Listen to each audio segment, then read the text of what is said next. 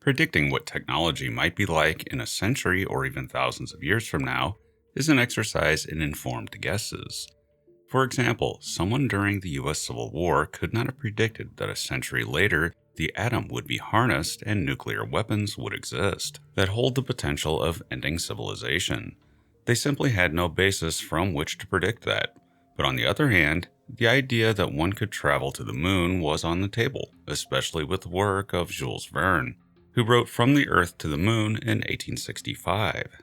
He expected someday people would travel to the moon, but he couldn't have predicted that it would happen just over 100 years later. Because we have advanced so much in so little of a period of time, it can be imagined that we may have a very long way to go as far as technological development goes, both with things we can foresee, such as Dyson swarms, and things we cannot foresee. The latter is the spooky part of technology. Entire speculative technologies remain largely unexplored by us, such as the full implications of molecular nanotechnology. We have begun the journey, but we don't know what the destination will be. And then there are completely unknown future technologies that we don't even know the science for yet. Remember, huge gaps exist in our understanding of the cosmos, and the fact that general relativity and quantum mechanics do not line up, yet both predict correctly, tells us that there's missing physics there. We have pieces of a puzzle, but we don't know how many others are missing. This may mean that there are very, very dangerous technologies that await us in our future that we have not envisioned yet. Remember, while going to the moon was foretold in the 1860s, the nuclear weapon was not. For that, you have to fast forward to 1914 and H.G. Wells' novel, The World Set Free. So humanity's greatest technological existential threat, the idea of nuclear war, basically developed out of nowhere and very rapidly. This could happen again. But so far, we've only done things that affect this planet. Is it possible that there are technologies out there so dangerous that they could affect entire galaxies or even the universe? The answer is, could be. There are a number of ideas that have been advanced regarding galaxy-threatening machines.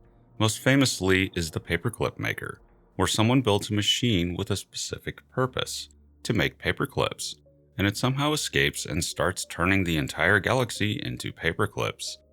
Another would be self-replicating probes with no governor on their reproduction, that literally eat the galaxy, making it into copies of themselves. Another class of galactic threats would be generalized highly advanced artificial intelligence that might choose to eradicate all biology, or subjugate it, or alter it, wherever it finds it. And then there are the unknowns of the universe itself.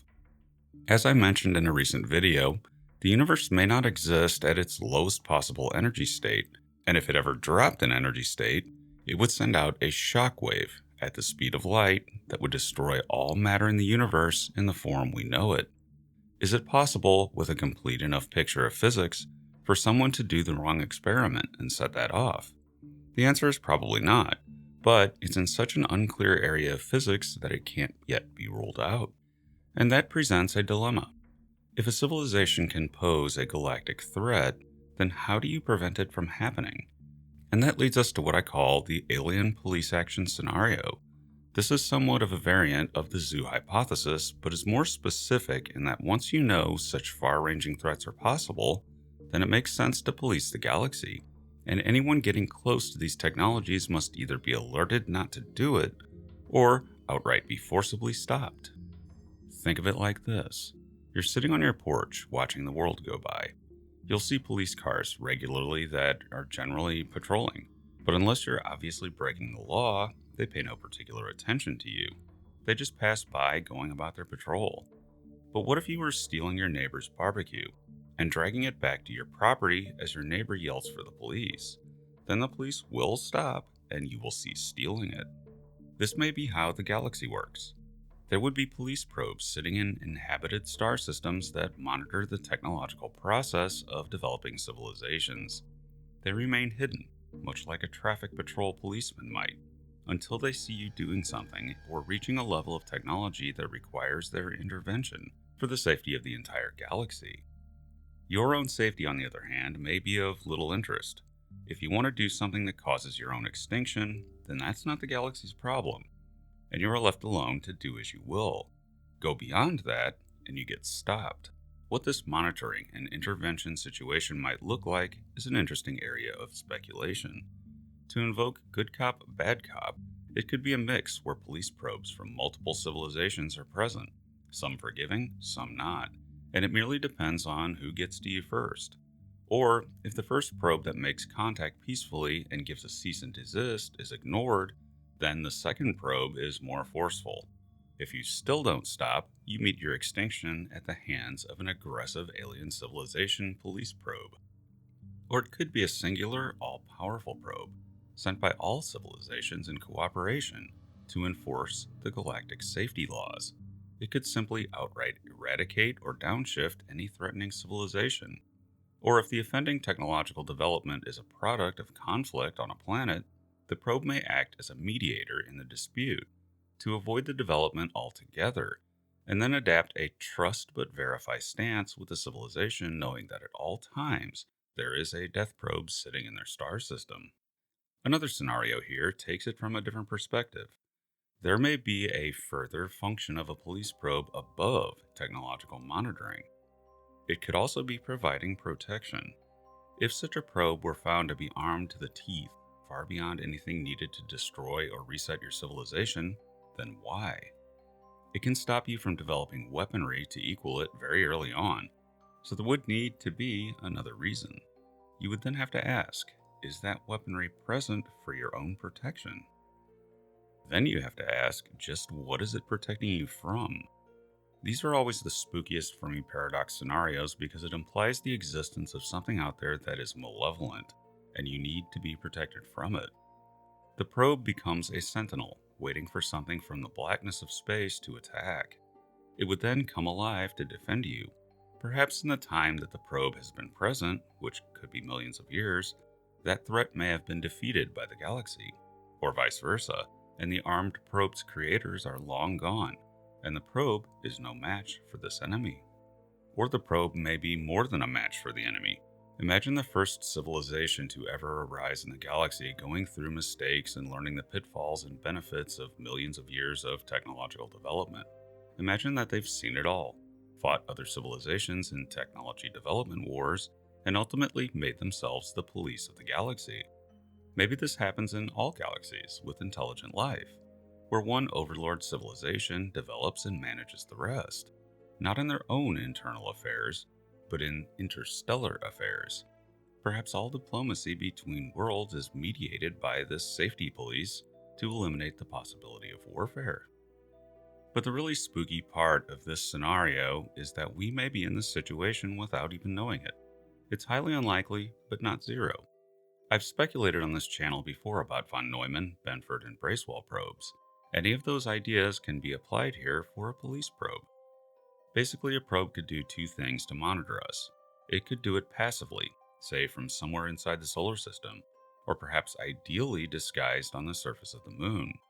If it was sufficiently camouflaged and presented only instrumentation for monitoring smaller than the best resolution of our cameras, then it could remain hidden indefinitely, just waiting for us to break the galactic law.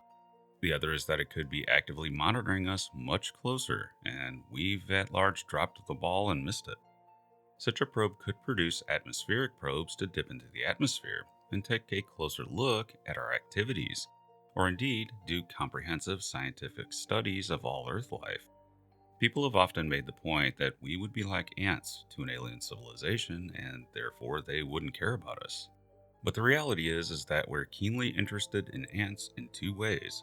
First, there are scientists here on Earth that specialize in ants, and we've cataloged a huge amount of information about them.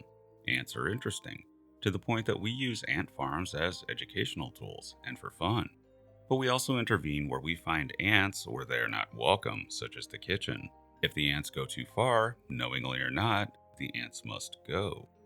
Therefore, even if we aren't at the technological level an alien civilization is at, they may still be keenly interested in us. And this is where the UAP phenomenon may come into play. The idea of a probe sitting in the solar system studying us and manufacturing smaller atmospheric probes is the most plausible path to an alien civilization explanation for the UAP phenomenon.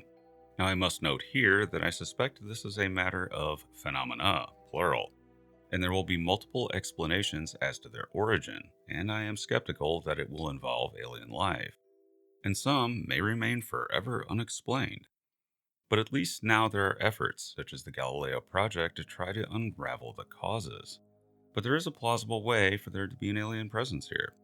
Whether there actually is one is an entirely different matter. But if so, what if their reason for being here is a police action? Are we being watched? Thanks for listening. I am futurist and science fiction author John Michael Godier, currently answering the question of why I've been releasing so much content lately. Behold the new Event Horizon and JMG channel studio. It has increased efficiency greatly because it's nowhere near my PlayStation 4. And also, happy Halloween. And I'm currently eyeing my pumpkin suspiciously. And I carved it, and it's just a bunch of ones and zeros cut into a pumpkin. I suspect it means some new Machiavellian diet is coming. Oh joy. Be sure to check out my books at your favorite online book retailer and subscribe to my channels for regular, in-depth explorations into the interesting, weird, and unknown aspects of this amazing universe in which we live.